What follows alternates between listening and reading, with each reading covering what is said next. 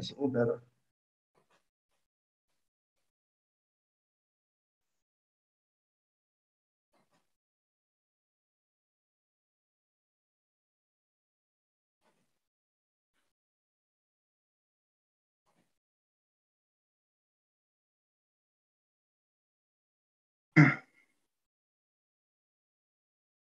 Murat, nasılsın? Sağ olun hocam. Ben iyiyim. Çok teşekkür ederim. Sağ ol. Hadi bakalım. Very good. Now, it is a couple of seconds, then we start exactly at 8 p.m. And so let me see.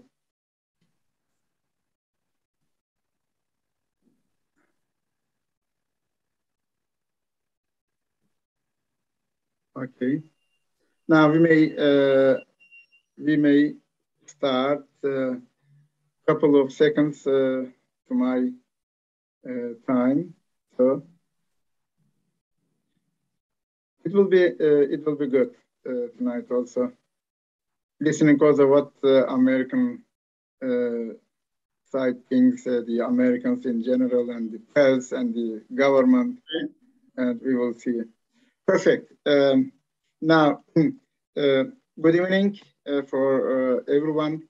Today, we continue our discussion, Bagci Meirowitz talks, which is useful, at least for me, and I hope also for the others, that we try to keep up what is going on, not only in Turkish-American relations, but also in regional and global developments.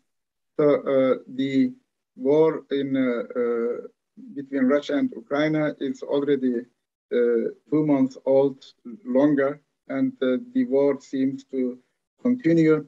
But before this, we have a very important meeting just next week, as NATO summit in Madrid will come together. The two new candidates, or they want to join NATO, two former neutral states, Finland and Sweden, have already applied unofficially, and probably there will be some decisions how it's going to become those countries, how they can join NATO, or whether they can join NATO, because as we know today, is Turkey's position is that Turkey delays probably the membership process of these two countries. What Turkey can do and how Turkey can do this process, we will see. But let us first to have my dear friend, Professor Meirowitz, looking from the other side of the Atlantic, how he sees this process, first NATO summit, and the second, the NATO's enlargement process, possibly to Finland and Sweden.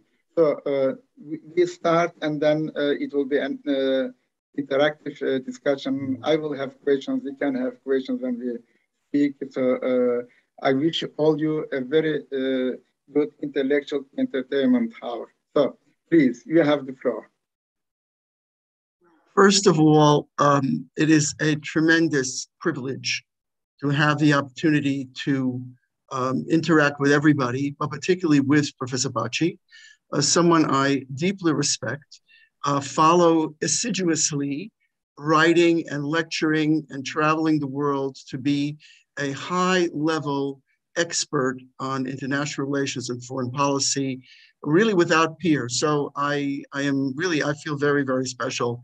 And the fact that I have the opportunity to have a discussion and dialogue with Professor Bagci is really a highlight of my academic career. So with that said, to the point first before NATO, I'll just say if you ask for the American point of view, yes. And of course I'm only one American, but I would say if you want to take the pulse just on the Russia-Ukraine war, before we get to Finland and Sweden, just on NATO, the Russia-Ukraine war, I would say that, and I always emphasize this point of Tip O'Neill, Speaker of the House, said all politics is local. This is as true in Turkey as it is in Finland and Sweden and the US, you name it. The American people, I believe, I mean, I'm not I'm just looking at, impressionistically, are getting tired of the large amounts of funding that are needed to fund this war. The level of interest and attention in an era of so many compelling issues on this war, the amount of money that needs to be, we have inflation. We have gas prices. I'm in New Jersey right now, and the gas is around $5. My wife was saying to me, I remember it was around $2. Well, this is what politics is all about. It's not about the right thing. It's not about so much the morality of it. It's not so much that it's right to be helping the Ukrainians to be defending themselves, as President Biden has indicated. It's also that politicians, we're coming up to an election in 2022. It's a very important election, the midterm elections. The Democrats want to win this election. And frankly, the Democrats have had a very strong, let's say, environmental policy, shutting down the Keystone Pipeline. I would say, I know we're going to talk about Germany because we always do. But the point is that Germany is having the same problem as we're having here now. How are we going to handle the gas prices? And in Europe, it's even more existential, where people are worried. They're trying to pump into reserves so they have actual energy and be able to have heat in the winter. The politicians cannot avoid thinking about this. I mean, yes, there's the high politics. So yes, it's true that NATO is very important. And yes, it's true that they are an important regional coalition. But if you're looking at American politicians looking at this, now we had a $40 billion aid package, another $1 billion. At some point, there seems to be, and I think I saw a reference, I was trying to look it up, to Secretary Blinken and others, even Henry Kissinger, the dean of our foreign policy establishment, said, well, maybe the Ukrainians should make some territorial concessions, in the sense that if you're being a realist, a realpolitik, if you're thinking about actual politics and political implications, with elections coming up, it's the right thing. Yes, the Ukrainians have a just cause, no question, but are we going to allow inflation to skyrocket? Are we going to allow a recession, economic downturn? Are we going to allow escalating gas prices? Go back to the Middle East wars and the problem of energy policy. Oh boy, that was the biggest thing. So I think if you want to view from America on the whole story in general, and I think it's the general point everywhere else you look, the local politics is very important. Now, to the point about Finland and Sweden. Now, there is a real interesting point, because in NATO, if you want to join NATO, you need all 30 members. Everybody's got to say okay, and Turkey has said no. So they've put a kibosh. They've actually stopped it at the point right now, saying that, well, we don't like the idea that Finland and Sweden have these elements of the PKK, support the PKK, YPG, PYD, you name it. They're doing things we don't like. We want that stopped, and we need to work that out. Okay. Well, again, I think that one raises a very interesting point, because I'm quite confident that Turkey's position is right. It is correct. It has all the moral efficacy that you can think of. But from the American point of view, look, President Biden has said that he wants, I'm not saying he gets to say everything. America is not the ruler of the world, but it's a leader in the world. It's a leader in the support of Ukraine. And Biden sees, and our American position is that the accession of Finland and Sweden to NATO is a pivotal part of American foreign policy in countering Russia. That doesn't mean in an aggressive way. We can talk more about it. I don't think it's aggressive. I don't think Russia will necessarily see it as aggressive, but, look, Finland and Russia fought the Winter War, and Finland really pushed back the Russians and had tremendous Russian casualties. They know that. The point of it is it's a pivot. It's another piece in the arsenal in terms of stopping the war, if we can ever stop the war. But if it's going to be an endless war, to go back to the point, Americans abjure. They do not like endless wars. We know that about the Vietnam War. We know that about the Iraq War. We know that about all the wars America has fought. American public opinion is not in favor of endless wars. So Yes, therefore, yes, that's my point. Generally, American public opinion is looking at this very differently than maybe our foreign policy negotiators are, I think. But they have to. I mean, that's the way it works. Yes. In the last 3 months, I have been twice in Hungary, in Germany, in Finland, and now in Slovenia. And I talked to several people and got talks and gave conferences, lectures. I met the Finnish president, foreign president, and name whomever you want, including Le Monde redactor Sylvia Hoffman. So my question is this: the general view in Europe is that it is a war, America's and Great Britain's against Russia, using Ukraine as a tool. This is one view. The second one is that the countries like Germany, France, and Italy, now their prime ministers and presidents visited Ukraine. They still have mixed feelings. France is still trying to keep contact with Russia. Germany is telling that it is an economic aggression by Russia towards German economy because the gas supplies very limited now. The winter will be very bad for them. And maybe one more, so I need also your interpretation in this respect. Karen Donfried, she is responsible for the transatlantic issues and Russian issues.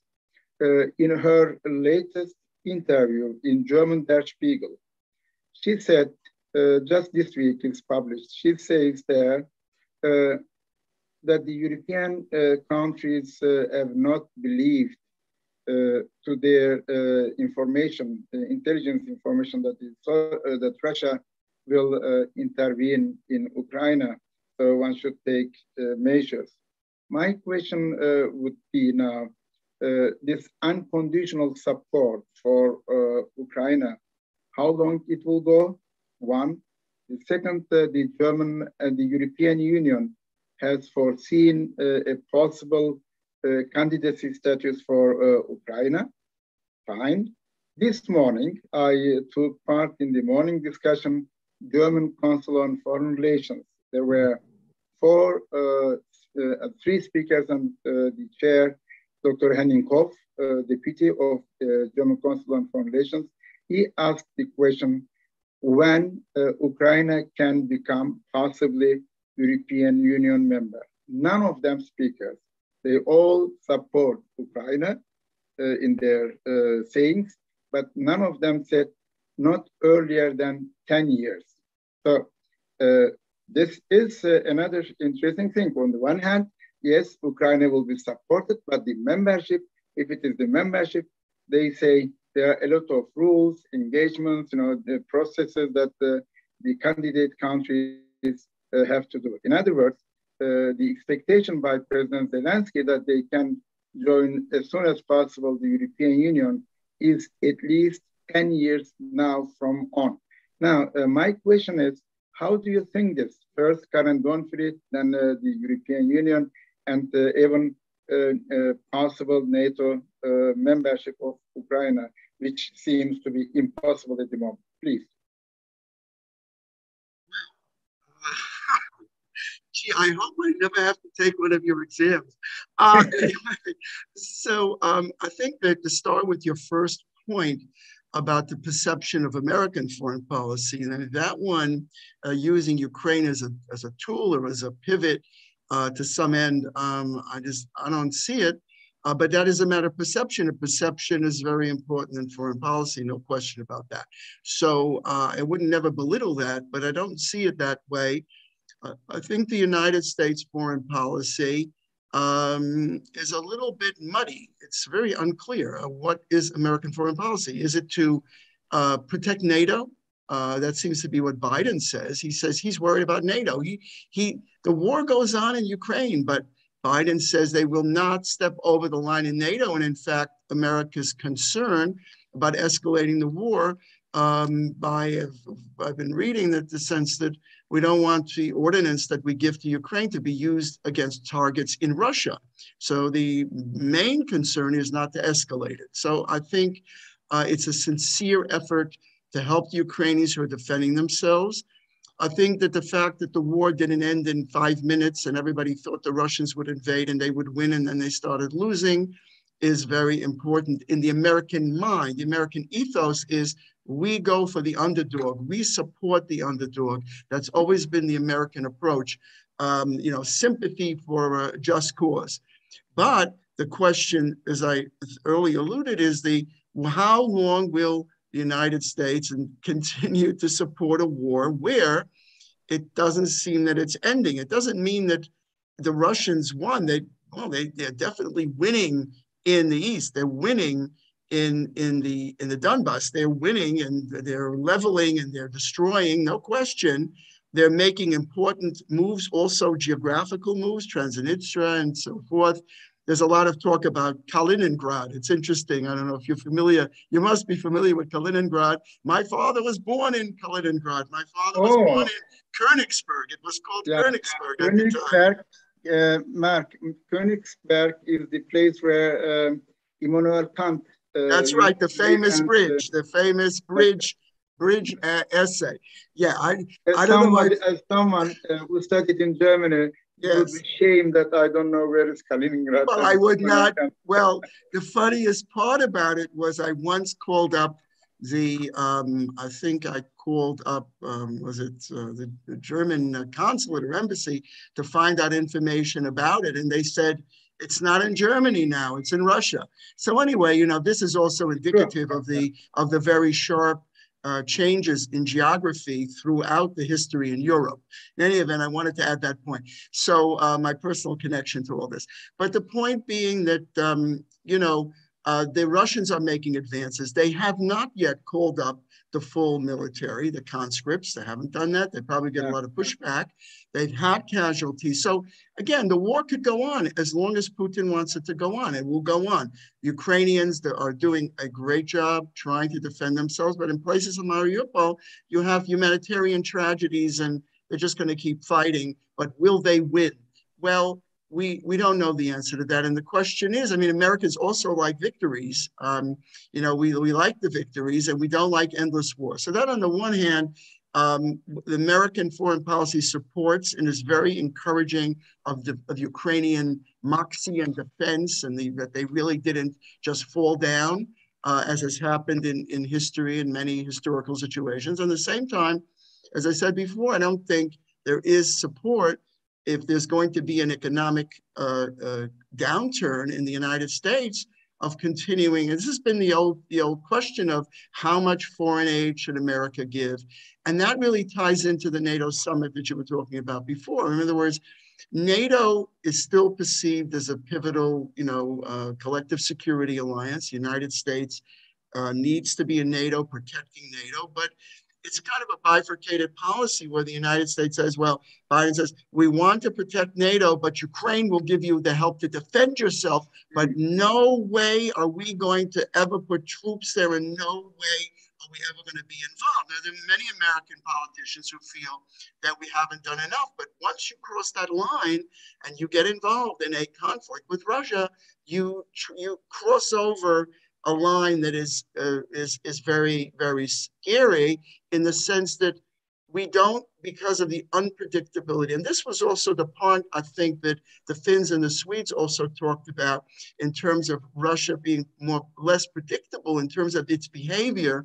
Its behavior is worrisome to the Finns and the Swedes because what Russia's done here is so in a sense, out of the ordinary for them. They're worried, and now they feel they want to take the step to actually get into NATO. So that's the one point. On the other point that you raised about the European countries, obviously, there's been a lot of analysis of the support that's been given to Ukraine. by Germany, as you say, France, Italy, and actually some of the countries out there. I was reading. I couldn't put my fingers on it. Countries like Latvia and Lithuania, others have given much more, and much more support. These smaller countries than even Germany or France or Italy or these countries, as much as they talk about supporting Ukraine, they have these compelling domestic pressures, which you've articulated. One interesting thing that was brought in the Wall Street Journal and today, I think today's paper, is that, German foreign policy has always been, the Green Party, the Green Party, environmental politics. Well, now this seems to be going by the wayside because they're now going to support coal-fired power plants and nuclear plants, which was anathema to their policy. But practically speaking, they cannot allow their economy to tank and not have energy to heat the winter. So you do see a complete inversion of local and domestic politics, and that is what is really happening. So as I said, if you want to compare this like very broadly, President Carter was all involved with morality and foreign policy. I've been thinking a lot about this in the sense that doing the right thing is one thing, but realpolitik and pragmatism is also another thing. And that's what we're seeing both in America and in Europe, where you have pragmatic political motivations in how these foreign policy decisions are made. And that is what's proving to be very pivotal. And it doesn't mean, and I think the NATO summit is going to be a very fascinating interaction in trying to balance this domestic versus foreign policy. You do not expect that Turkey say yes to Finland and Ukraine now. Right. I think, okay, here's what I think on that. First of all, my point about Turkey is I think, look, Turkey's activities and its policy on this issue have been dizzying in the sense that Turkey doesn't participate in the sanctions against Russia, but it provides the Bayraktar drone, TB2, to Ukraine, which is an essential element of Ukraine's self-defense and also its ability, as I read, to target the Moskva, was the TB2 drone. At the same time, Turkey has been trying to sponsor in-person meetings to negotiate, is involved in invoking the Montreux Convention to control the ability of the Russian warships to traverse the straits. And the latest thing, which was the idea that Turkey is going to help now, hopefully with Ukraine, to navigate ships to bring the grain out so the world can get the grain that's today, the British Foreign Minister was here, and Turkey is supporting this. Turkey is the hub, if you want, for this. But my question is, do you expect that Turkey say yes or no? Okay, here's my point, point two on that. I don't think, with all due respect, I don't think it was a great idea once President Biden said, I want Finland and Sweden in NATO, for Turkey to come out and say, no, I don't want them. I think the way that would have been handled better would have been more in terms of more diplomacy and quiet diplomacy. Not the answer. I ask you, will Turkey say yes in Madrid or no? In Madrid, I don't know, but I think so, yes. Sorry? Yes, I think yes. I think so, because I think that I've been reading a little bit in terms of some steps going forward in terms of Finns and Swedes having negotiations, trying to work something out. So I think I would say yes, although I don't prognosticate, because I'm not in the, as a diplomat I once met from another, not in Turkey, but said prognostication in politics makes astrology into in Turkey, the atmosphere is not for a yes. I mean, Sweden is still supporting PKK. They don't deny it. And my question is to you, how do you expect from Turkey that next week Turkey say yes? What is the logic there? Well, I don't know about next week. I mean, I think eventually they will say yes. They will work out something with the Finns and Swedes, because to me, okay. Again, taking the pulse of it. Not stopping the process, but delaying the process. If Turkey would say yes next week, then all this credibility of the Turkish president is then finished. All right. I mean, no, but they will have to make, well, the Finns and the Swedes will have to make concessions, clearly. And I think they will. They will make concessions. And what do they need those, what do they need those elements, those terrorist elements in their countries? It's certainly PKK, and PKK is on a number of terrorist lists. yes, but So, there is no such an atmosphere in Sweden yet. I cannot hear. in Finland, and maybe in Finland more so, but not so much in Sweden. But maybe there's a movement on this. Maybe it's not next week. But I think that Turkey puts itself in an unenviable position. It shows itself as a effective multitasker, an effective diplomatic, important party in this whole situation, as a globally important actor, but then it comes and says no, and no is someone sometimes interpreted as being, well, as obstructionist, and that's not a good thing. Because I think that from American, if you ask me American foreign policy, okay, I'm just going to do that. I'm not going to say if it's right or wrong for Turkish foreign policy and right or wrong for the Turkish populace. I hear you 100%. I get it. Big, important issue. But from the American point of view, think about it this way, right?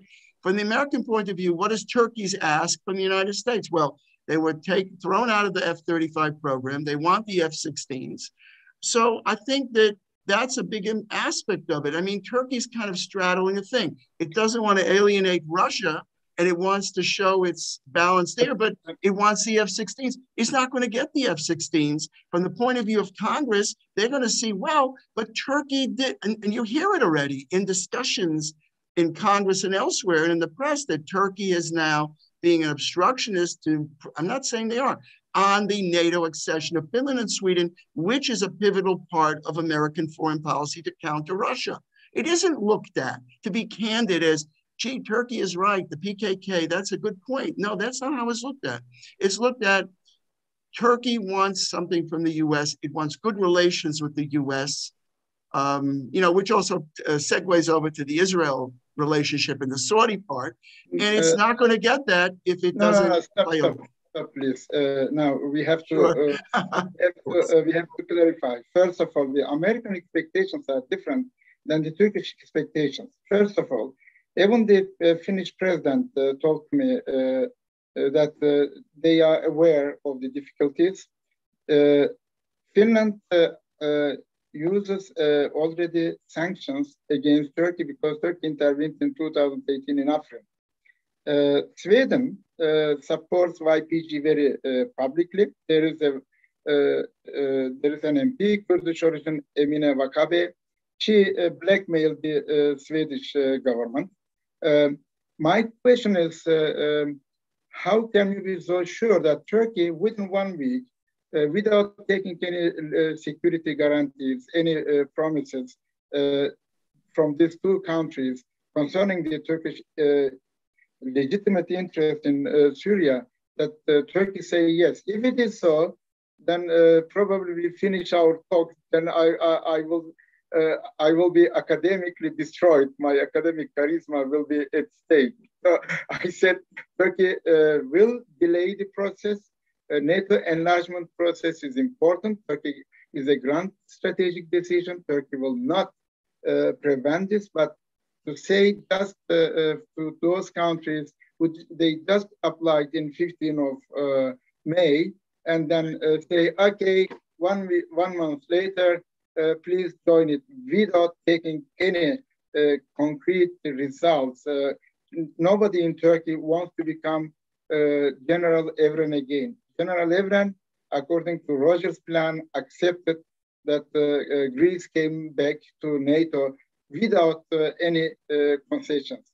When we look now that Greece had to let Macedonia to wait 11 years, I mean, if Turkey would do this, I mean, it is not the expectation anyway among the NATO countries. Second, neither Finland nor Sweden are so hopeful for Madrid summit. I emphasize this, until Madrid. So the talks will continue. Turkey will probably say we need more diplomatic talks. Yeah, Turkey is not against the NATO enlargement.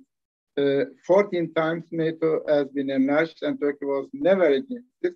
But this time the situation is different. And what happens, what happened in recent days, again, the Swedish and the Finnish politicians, again, foreign minister and president, they said, we wait, we are calm, we do not expect.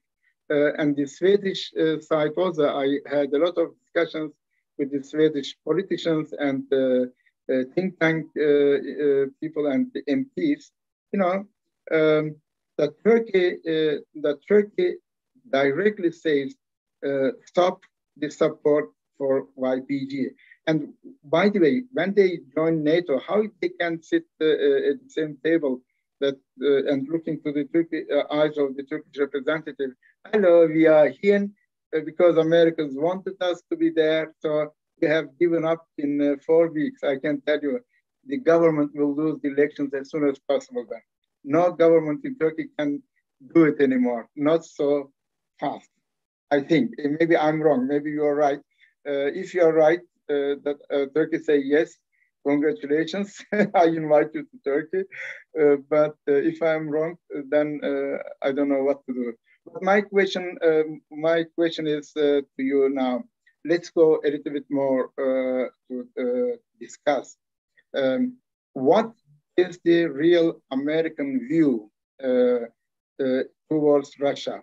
What I mean here, do we have Russia phobia or do we have Putin phobia? Because there are two different things. Russia phobia is a historical event, what we have experienced already in 1946, 45, 46, when Stalin demanded Bosphorus and Dardanelles military bases, and Kars and Ardahan. But Putin is at the moment #1 enemy, I know. It's very difficult to be a Russian in Europe. In Berlin and in Belgium, in all my talks, the Russians, to work with Russians is impossible now. And Putin is, of course, not beloved. Today, again, the Russian aggression continued in Ukraine. But my question is here, what is the end target of America? To get Putin off or to get the Russian down or weaker? It seems that Russia does not care. The economic sanctions did not so much affect the Russian economy. The Russian ruble is strong. Half of the world is supporting the Russian position. And today I had also some discussions concerning the African countries. They are not on the side of America. Now, what is the main target? Now, it is a very challenging question, I know. But what is the final aim of America? To defeat Russia or to conquer Russia? What is it? What is tipping? I just sent to Shema a note on the chat. I don't know, what is it? Okay. Yes. Okay. Okay. Good. Good. Okay. So you really raised a lot of points that are very interesting. Sort of, I just wanted to go back to some of the points you said first about Greece and accession of NATO, and then we can talk about Russia. First of all, I totally agree with everything you said. Okay, that's the first point. I agree with everything you said, but you know, first of all, Greece is Greece, and the relationship between Greece and Turkey, and that you talked about that accession is but that's, you know, that's sort of like, that's the elephant, the gigantic issue. Here we talk about Finland and Sweden. Okay, so they're clearly not completely comparable, but the point is that, look, YPG. Now about the YPG, you know, again, I totally understand the point, the you know, Turkish perception and understanding, and I think it's based in fact that YPG, PYD are affiliated with PKK. But again, the YPG and PYD, as far as I know, are not on any terrorist lists. They probably should be, but they're not. So it is, again, a matter of perception. Now, about sitting on the table, as diplomats, you know, we had Anatoly Dobrinin, I think it was the, you know, U.S., it was the Russian communist ambassador and dealt with many presidents, including working with RFK on the Cuban Missile Crisis and all sorts of issues, terribly contentious issues that were worked on, people sitting on negotiating tables all the time with opposing views. That's the whole idea of diplomacy. So I'm not so worried about the idea. I'm sure the Turkish diplomats that I know are pretty astute, and they'll be able to sit there with the Finnish and Swedish diplomats, no question, and I'm sure they're working with them. So like my point about the timing of it, yeah, you have a much better sense of it than I do, but maybe it won't be at Madrid, but I feel strongly that not a matter of being Machiavellian or getting manipulative to get something out of it. I think that it's a good thing for NATO to have Finland and Sweden as part of NATO. It's important. This is a big development for NATO. Finland, as we talked about before, had an actual war with Russia, which it won in a way. I mean, yes, Russia overwhelmed them eventually, but they have today a significant military and significant defense apparatus. They're very important. So that for NATO, in other words, Turkey's looking at it from its own point of view. It's totally legitimate, but looking at it from the NATO point of view, my concern is that the NATO countries won't necessarily see or think to themselves that many of the countries have their own parochial views and issues between countries, no question about it. Look, Turkey's had issues with Germany.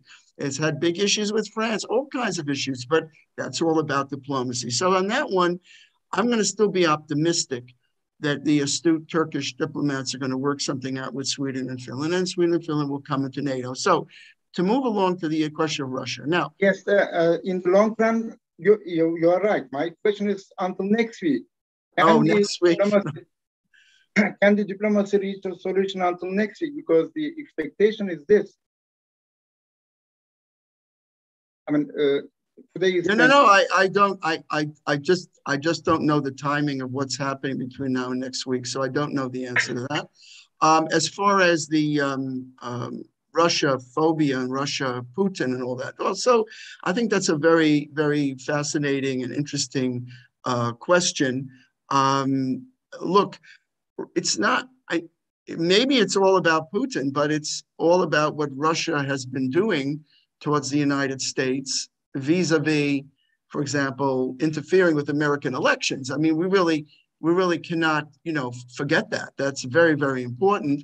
And, in hacking and interfering, these things are realities. They're not chimeras. They're not, false flags. They're real threats.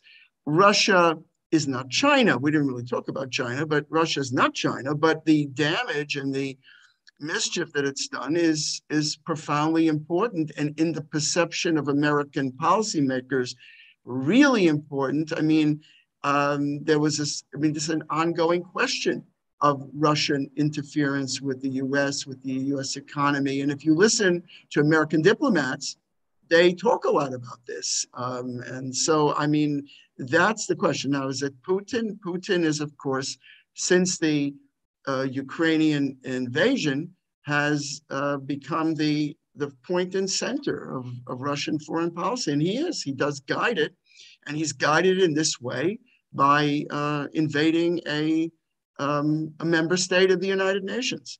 And as unforgivable as that is, the international institutions haven't been able to stop him, and the war goes on. So the answer to your point is very hard to know from the public salience, public opinion is very much about Putin. That's true. And I don't think it's against, per se, the Russian people at the present time. But we do have a perception that Russia has acted in ways to interfere with American political institutions, and that's pretty serious.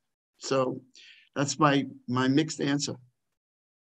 But again, at the moment we have some difficulties in Europe. One, there are some NATO members of the European Union and some members which are some NATO members who are not European Union members. So my question is concerning the Balkan states, for example, Western Balkan states. The German Chancellor says we support the Western Balkan countries' European Union membership, but there were discussions. Bulgarian government yesterday just dissolved because they were against the North Macedonian membership into the European Union. They stopped it. So this is so interesting. The Balkan countries coming back from Slovenia, I mean, they are smaller countries, but there are so many complicated relations between each other. And also countries like Albania, member of NATO, but not member of the European Union. Montenegro, such a tiny country, 600,000 people, still have difficulties to join. Now, the question is here, maybe how the Central and Eastern European countries, members of NATO and non-members of NATO, how they will solve these problems. This is one. What is the American position, if any, there? The second, Poland became the main country now supporting Ukraine. All the weapons mostly going from there. And suddenly we hear now more and more, besides Ukraine, Moldova should also join European Union. Since yesterday, this discussion came out again. So suddenly, like Finland and Sweden application to NATO, Moldova was not any topic. And suddenly, Moldova is also in the debate for the European membership.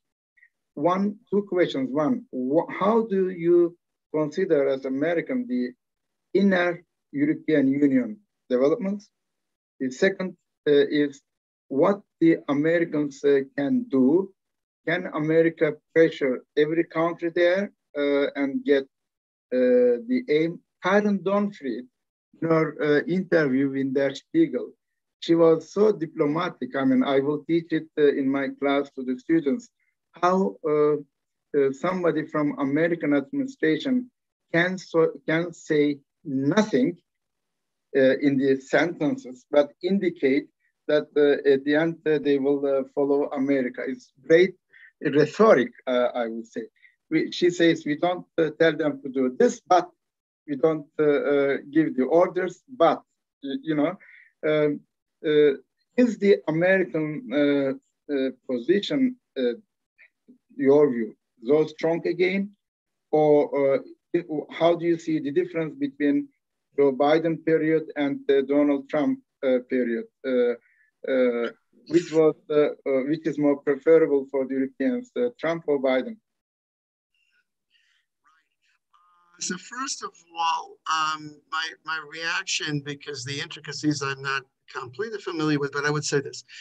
A lot of what transpires with these countries like Moldova and the others and the Balkans, so this is all a process of history. And, you know, you've just recently been in the hotbed of Yugoslavia, visiting, you know, the area around Tito and so forth. And we had a little communication on that. And that history shows us the extraordinary complexity of European relations. I mean, really. And if you look back in history, so these things cannot be solved by the United States. They can't be solved. They cannot be solved. They will continue to be hot regional, hot ethnic, religious disputes that are going to continue in Europe unstopped. They'll go on. From the United States point of view, I mean, is this a high profile issue? I don't think so. It's probably a very high profile issue in Europe. Perception of the EU, you know, maybe from the point of view of economists and foreign policy experts working in this field. I mean, the EU is a mess. because of Brexit and Frexit and all the things that are going on. Nobody wants to be in it. They want to be in it. They don't want to be in it.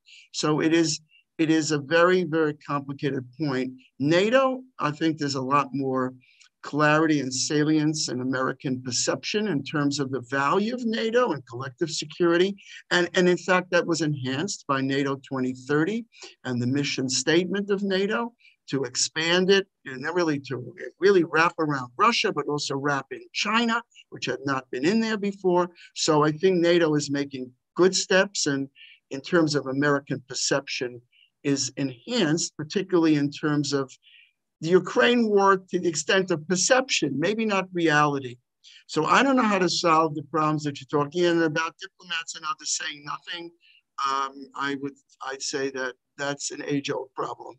But American foreign policy is for the end of the Ukraine war, if that's possible, and Europeans working together with the United States and forging the end so that the United States doesn't have to keep appropriating funds to give the Ukrainians weaponry, which they use up so rapidly that they need more. They even have an article, I think it was at Times, where they were talking about the Ukrainian soldiers counting the number of shells they were using by writing them in chalk on the wall to count them, because as fast as they're using them up, they need more replenishment.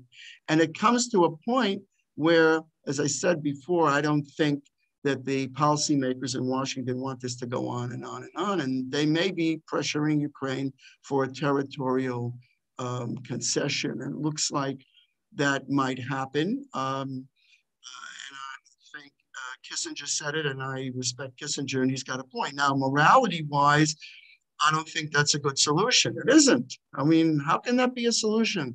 Well, one country invades another. They already invaded Crimea. They already invaded. They were in the Donbass. They already invaded Georgia, Abkhazia, and South Ossetia. They did that, and they got away with it. And NATO, by the way, didn't do anything about it.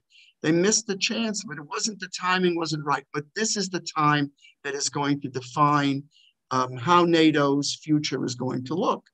Even though they're not directly on the ground there, but they're really such a big part of the story. So as far as America is concerned, it wants an end to the war. We have an election coming up. I'm sorry to say it. The gas prices are up, and that's what Americans are thinking about.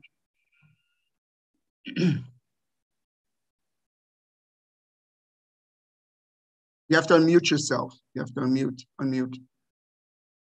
Can't hear you. Yes, now, I don't know, it's automatic, probably that the participants cannot use it. Now, two more questions, maybe just to elaborate more. We stay in Russia and in Ukraine. Now, Ukraine is not expecting that the war is finishing soon, because the Russians do not make any concessions. And the Russians will probably continue to make pressure, or the military pressure, that Ukraine will give up. Now, there is a very interesting article by a Japanese professor. This was published yesterday, saying this myopic observation of the West to see the events only from military point of view is wrong, because the grain export from Russia and Ukraine is so important, valuable for the third world countries in particular, also for Latin America, etc.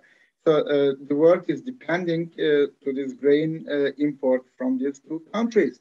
Now, my question is, do you see, at least now, let me put it like this, the expectation is that Ukraine cannot win the war, despite the fact that Britain, America, and the other European countries provide very sophisticated weapons to Ukrainians. The Ukrainians now respond more towards Russia.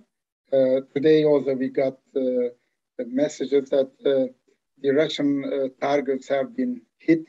So on the one hand, Ukrainians' resistance is still there, But on the other hand, Putin, as he said in St. Petersburg Economic Summit, that the West has done wrong and Russia is still there. He is using actually now oil and gas prices worldwide and in Europe very well. And I see also in the European countries, the fear is getting bigger and the governments will have difficulties more and more because it is a Russian advantage to have this gas and oil, even coal. And now suddenly, dear Mark, we see that the countries in Europe started now to rethink whether they should go to nuclear energy. The Greens in Germany also have this view. And Angela Merkel, I may say, she appeared 10 days ago, 185 days after her leaving the power to the public. And she was explaining why in 2008, Germany stopped the roadmap plans for Georgia and Ukraine.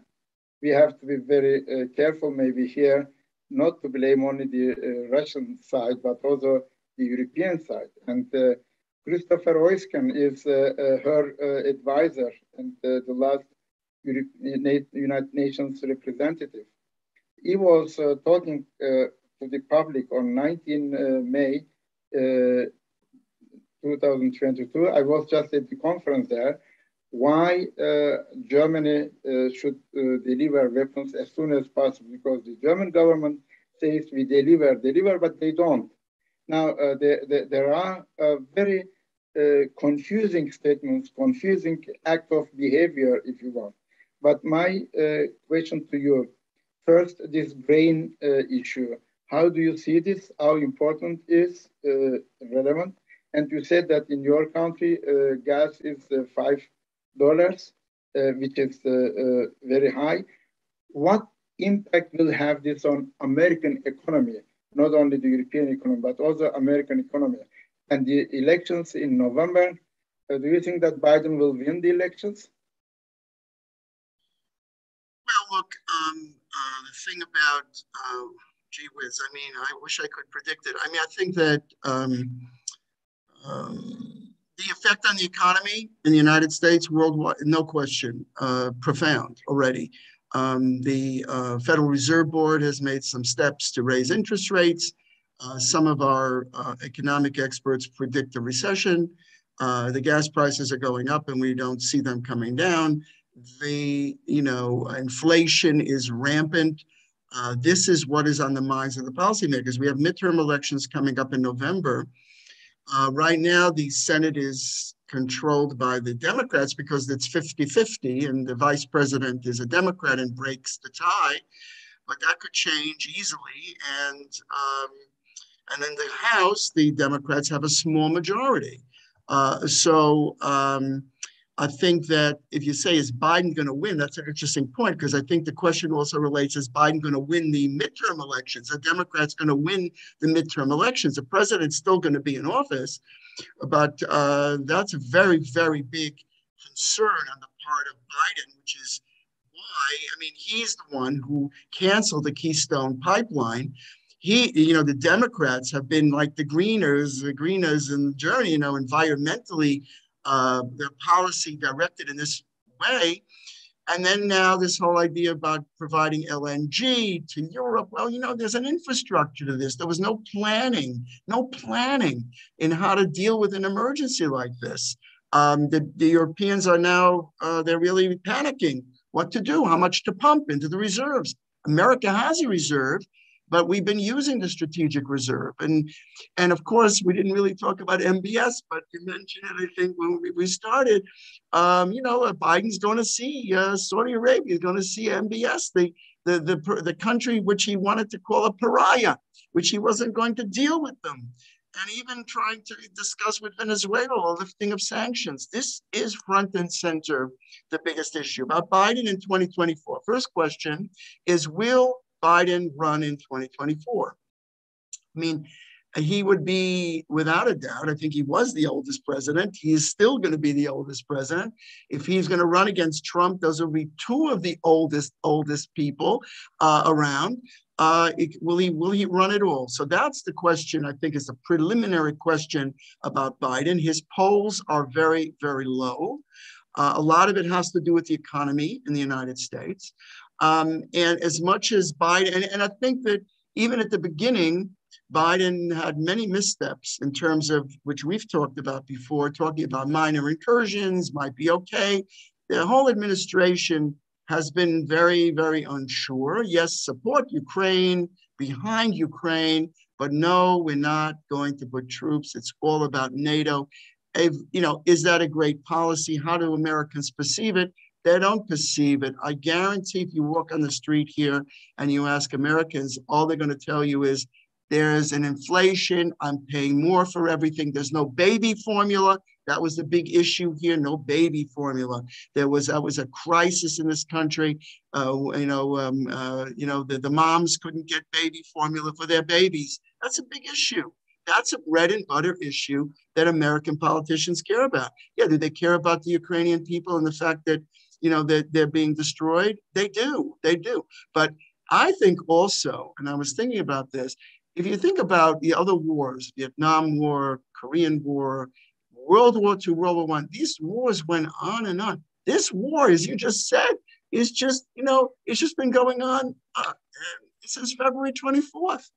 And so I think the time frame in terms of media is much more focused on making this an issue that people see it so close up and think about it, if they're going to think about it a lot more. Those other wars were reported in the newspapers. We see them on a regular basis. So I don't think Americans, especially, and we didn't really talk about Afghanistan, but remember, the direction of American foreign policy in Afghanistan was pull out. We don't want to get involved. Don't get involved. Now we're involved. And it looks like we're going to be involved endlessly. And that I don't think is politically feasible. It's not politically feasible if you want to win elections. I don't think so. So I think not take the pulse of the American people, which I wouldn't be so presumptuous to do.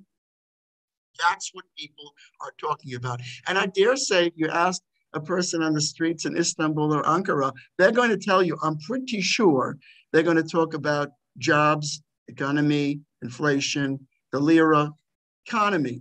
I think it's the economy stupid. I believe this was President Clinton or one of his advisors. And that's what it's about, the economy. And here you have a risk to the American economy, to the world economy, that this is going to sap that. So I think down the road, there will have to be a concession. Now the concession is very damaging because that means Russia, gets to solidify what it has.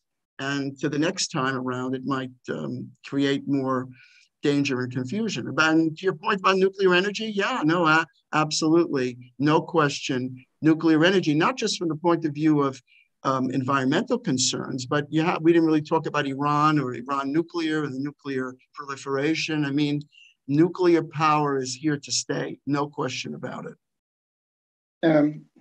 Thank you. Now, maybe a couple of minutes before we end about the migration now from Ukraine to countries like Poland. Poland is now the country which has the most migrants from Ukraine. Smaller countries now much more affected by this. This is also a new phenomenon. My question is, before 24th of February, the world looked much more different than it is today. What is the responsibility of America in this? That the world is not anymore looking as before. Do you think that Americans anticipated that that Russia will intervene, as Karen Donfried in her interview said, or is it an assumption, or is the Ukrainians free of guilt here in this sense, or is it the only responsible person, Putin, who considered himself recently as Peter the Great? So, and there was a general, German general, Dr. Klaus Wittmann, in the TV interview. He said, I do not consider him as Peter the Great, but rather Ivan the Terrible." So, what is what is your view then on these two issues? Well, it's hard. Wait, first of all, who caused the thing? I mean, I don't think we can blame the United States for any of this because Russia invaded Ukraine. Now, why Russia invaded Ukraine has been, much debated. Did anybody feel that, in fact, he would do that? No, but I do go back, and I think we talked about this last time. Fiona Hill, I think, makes the point, and it's a good point. In her biography of Putin, in her lecture, she says, if you think Putin won't do something, he'll do it. Even though you think, remember there was a book called Thinking About the Unthinkable. I don't remember, I think it was Kaplan. Yeah. So this was unthinkable. Nobody would think that in fact, someone would boldly, aggressively invade another country and start destroying it, kind of what we would call, destroying a state completely, kind of what, the invasion of Kuwait, for example, just to invade boldly to do that. And I think it was the unthinkable. It was inconceivable, not possible. So, and I think even Biden, as much as he talked about, well, if Putin would invade, this would happen. Maybe he'll invade, maybe he'll do a little bit, maybe he'll go here. I don't think that, we had a good enough handle on that. Of course, how do you predict the unpredictable? And that I think is the pivot that brings countries, as we said before, like Finland and Sweden into NATO, because Putin is completely, who knows what he'll do. But Fiona Hill says, if you think he won't do it, he'll really do it. So I think that validates that point. So at the end of the day, how do you deal with that? And that's very hard to deal with, especially when Putin raised the nuclear level of preparedness, and Biden didn't, because he didn't like something that somebody said about the invasion. One thing that shows us some rationality is that when he did go on Victory Day, he made a speech. He did not call for the calling up of all of the entire military apparatus in Russia. Some people felt he was going to do that. He could still do it. I don't think so. I think there's still something there. There are also speculations about Putin himself and his own health and all these issues. So there's a lot of factors here. He runs the show. There isn't a free checks and balances as there are in the United States in terms of our institutions. So it's very hard to understand. I think that he's achieved his immediate effort. He wasn't successful in Kyiv, but in the Donbass, there may be room there for a concession. Nobody likes it, but where are you just said it so clearly, so astutely. The Europeans are not on board with this as an endless war. They're not on board in the continuation of this a threat to the economies, just like the American politicians are not, even though in Zelensky's speeches to all of the parliaments and to all of the different groups, he makes a very valid moral point. He does. He's got the morality on his side, but the realpolitik is against him. And I don't think that it can continue because it's just going to wreck the world economy. And it's a just cause, no doubt. But is it a just enough cause to cause the entire world system to collapse? We already have a threat to shock to our system. We had COVID, that shocked us. Then we had Afghanistan, that was a shocker. America picked up and moved out, and now we have this. We have to be able to sit back, we have to resolve this and sit back and kind of figure out where we are. That's probably for our next discussion, inshallah, when we have it, because we have to think about how do we deal with this scenario? How did the world deal with this? Very poorly. But it can't go on for very practical reasons. I said baby formula, no, but it's about gas. But again, Americans, Europeans, Turks, everybody's thinking the same thing. Economy. And that you can't, and the grain, the food crisis, you mentioned that, we didn't really talk about it. The third world, we can't have world starvation because of this. We have to free up the grain. Putin's very, very adept at using, the gas and to, cut Gazprom, cutting back. He's been very, very effective on that. That has to be resolved. We didn't talk about China. We really should the next time, because to me, that one is sitting in the background. And that's also very, very important in how America views this as well. But we really didn't probe it, which we should maybe next time. Yes, definitely we will do it. Concerning Fiona Hill, she was also working for Donald Trump, although she was criticized by many. I know her very well. We are friends since years. And she wrote a wonderful biography about Putin with an American together with the title Mr. Putin. This is in this book, there is one page where Putin says, Crimea was like a hot potato sack in our hands. Now we solve the question concerning this. And the second new published book by the British journalist Catherine Belton, Putin's People. At the moment I'm reading this book, very interesting. We may not forget that Putin in St. Petersburg in the early 90s was responsible for the barter, grain versus natural resources, aluminum and all these metals, and how his KGB people later on came to power, and today most of his friends are running the economy and the state. So this book, Catherine Belton's book, Putin's People, is very, very important for those people who want to understand Russia from another perspective, how Putin and his friend, coming from background from KGB and reaching the power and running the state. And Andrew Monaghan is a British academic, a good friend of mine since years. He wrote the book in May. It is published.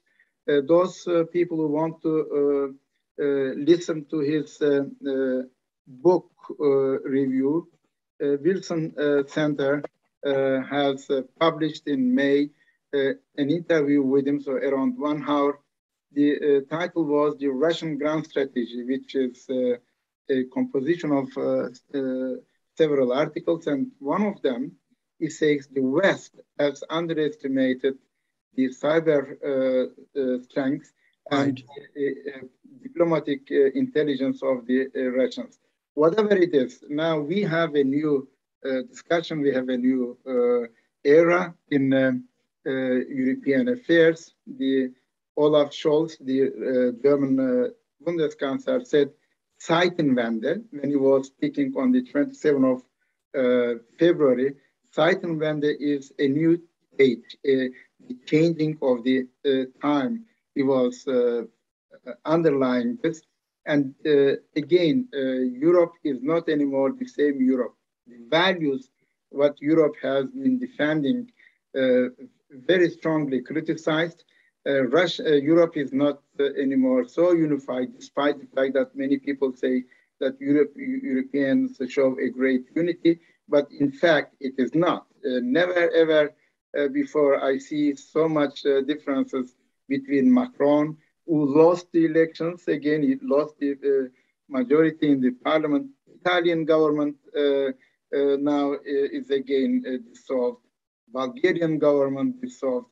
So this Turkish, Swedish, and Finnish membership discussions into NATO, inshallah, I do expect that until next week, the problem is not going to be solved. Again, my academic charisma is finished. If it is so, then I will be then making wrong predictions, but I do not expect that it will be the case. We should talk in August, 1 year after Taliban's coming to power. Would be interesting how it will be, how it is debated in America, in the world, in Turkey. So it is one of the greatest failures maybe of American history after Vietnam, or whatever it is. But also Turkey will be definitely one of our topics until that time, how the war is going on and how Ukraine and Russia also trust Turkey as the arbitrator, if you want, in new emerging issues. So, Mark, thank you very much. It was, as usual, very good, great contribution, and I hope that our followers liked it also. And again, it can be seen later on in YouTube. It will be good. I will also take it later on how we have done it. And I wish you a good summer. Enjoy the period. And so at the end of August, inshallah, we start again with our Bagci Meirowitz talks. Will be back.